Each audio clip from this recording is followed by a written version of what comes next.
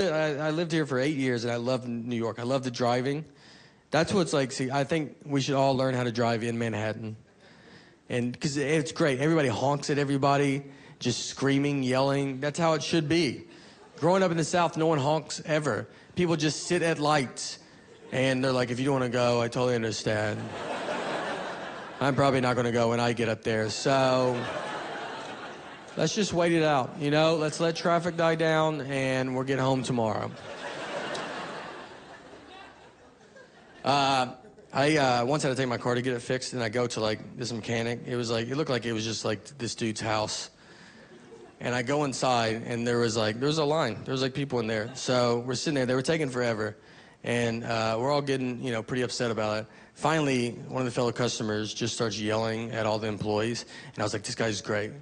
Like, I loved it. Like, I would never do it, but I like when other people do it. So I was like, good for you. Just keep yelling at him. And he keeps yelling, and then a mechanic comes over and is like, you got to calm down. You can't yell at us like that. And the guy keeps yelling. I'm like, this guy's great. Like, he's getting stuff done, like nothing can happen. I was wrong because they fist fought him. They fist fought him, and then they just dragged him outside, and we just watched it. Like, we were like moved up, and we're like, that's crazy, right? And just like, I guess that's what goes on here. Like, that's an employee handbook. It's like, what are you gonna do if someone gets upset? Well, like, you to fight them in front of the other customers so they get it. And then drag them outside so people driving by get it as well. You know what our motto is? Our motto is, what'd you say? That's what I thought you said. Keep your mouth shut. Yeah.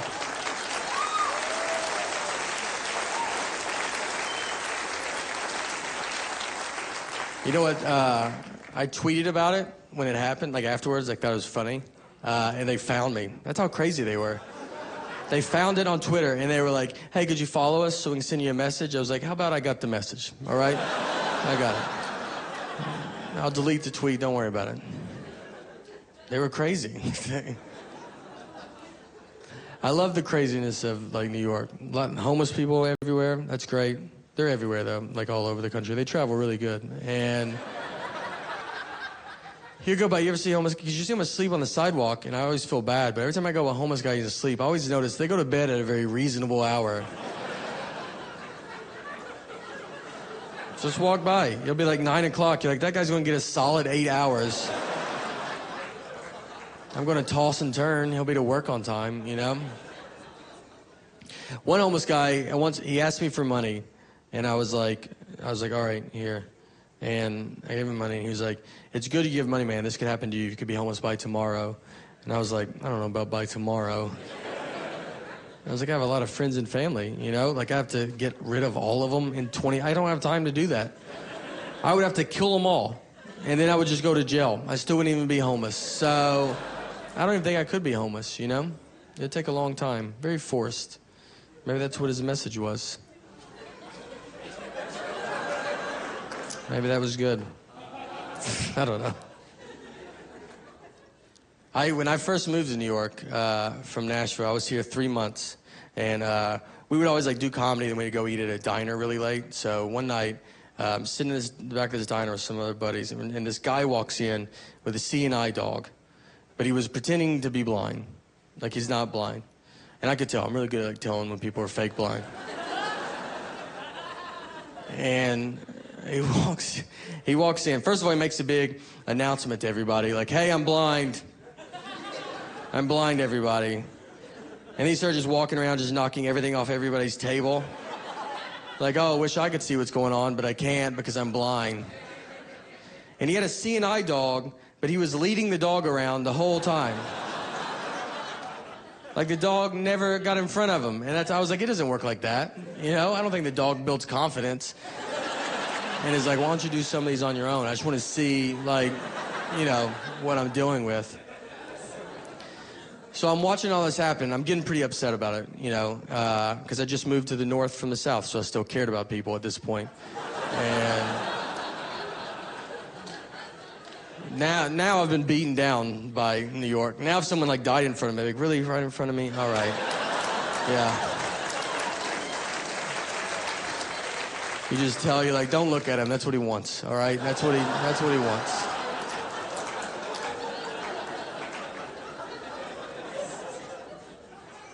So I'm like, all right, I gotta say something. So they said they kicked him outside. I get out there. In my Mayberry head, I think this is New York's biggest problem. So I walked over, and I was like, hey, what's wrong with you, man? Like, why would you pretend to be blind? You know, how would you feel if you really were blind?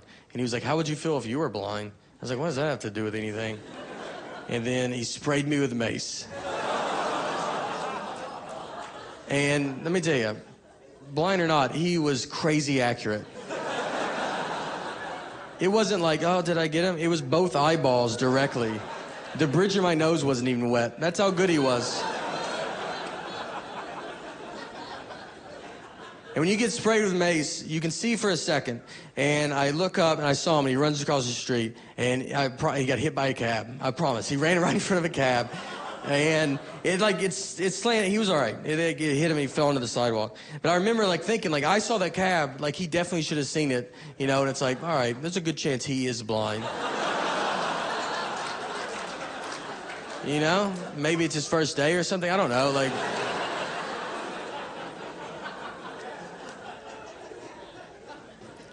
When it happened, I was telling people, when I told people, they would always want to be like, oh, was it Mace or pepper spray? I got asked that. Everybody asked me that. Was it Mace or pepper spray? Which is I don't know what it was. What kind of life are you living if you could tell the difference of Mace and pepper spray? If I knew, I was like, that time was pepper spray. That time. Yeah. This happens a lot. It happens a lot. You just don't say, I don't say anything.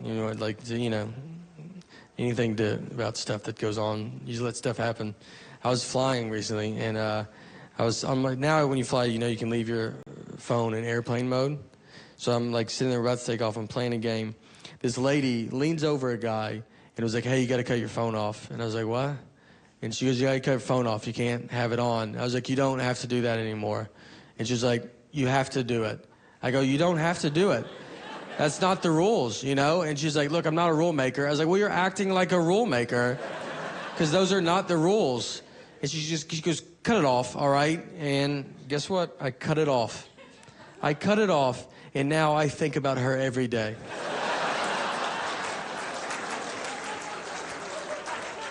Every day I think about her. I just want to find her again. I really do. If she ever sees this, you were not right, all right? I was completely right. This is, I think, the only way. You were wrong about it all. I bet she would just be watching going, I don't know. She's not going to know, because she's clearly let it go. So she's won this. She's like, what is this guy?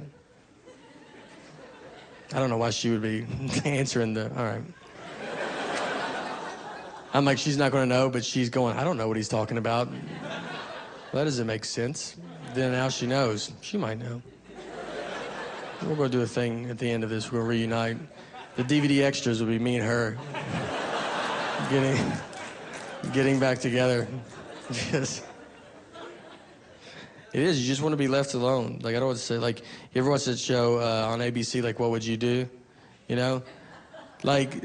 The only reason I would maybe do something nice in a weird situation is because I would be afraid to be on that show. Because they're going to, they always show something crazy happen, someone sneaks into a purse and takes a lady's, and they're see who says something. And that's the only reason I might be well, I don't want to be on TV, so yeah, you can't do that. But some people, they do it, some people stop it. Some people don't stop it, but they still interview them.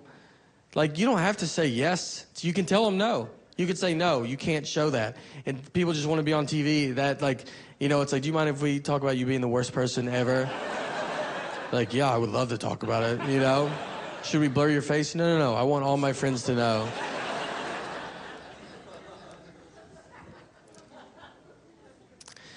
I travel a lot doing comedy, which is great. I've been to a bunch of different countries, and it's all wasted on me.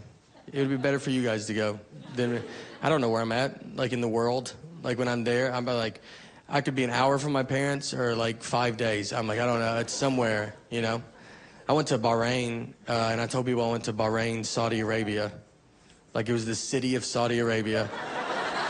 And they're Bahrain's its own country. I was are they now? Good for those guys, Yeah, that's good. Good for them. I went to Honduras. I went there. A pretty decent fan base there. And yeah, this special is going to blow that place up once. I mean, they're going to be like, wow, that's unbelievable. A lot of fans. And no, joke. It was a USO tour, so we go, and I remember I went to the airport, and I told the guy, I was like, hey, I'm going to Honduras. And the guy was like, all right, like, what city? And I was like, well, I mean, I'm just learning right now that's not the name of the city.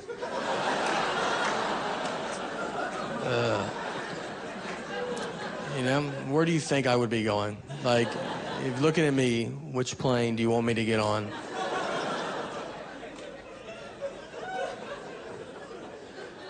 We land in Honduras, and this guy picks us up. He's driving us to the Army base. And on the way there, he was like, look, there's a couple things you got to keep an eye out for.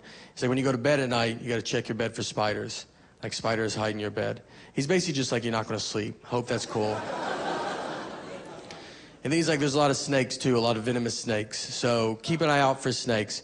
But if you do get bit by a snake, the best thing to do is go ahead and just catch the snake and then bring it with you to the doctor. And you'll just be like, this is a snake that bit me. And I was like, what? I'm not going to do that part of it. Like, you may catch a snake, dude? I've never caught a snake in my life. And you want to get bit, then I got to get it together and catch a snake for the first time? I was like, it's not going to go good. He's going to keep biting me. That's all that's going to happen. And he was like, it doesn't matter. You've already been bit. And I was like, what? Do you even know what a snake is? Because it completely matters. There is a huge difference between one bite and probably 30 bites.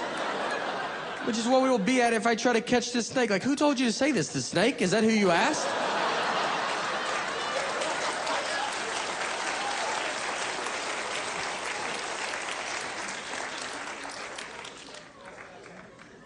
Maybe you're supposed to do that. You know, I don't even know. So that could be the whole thing.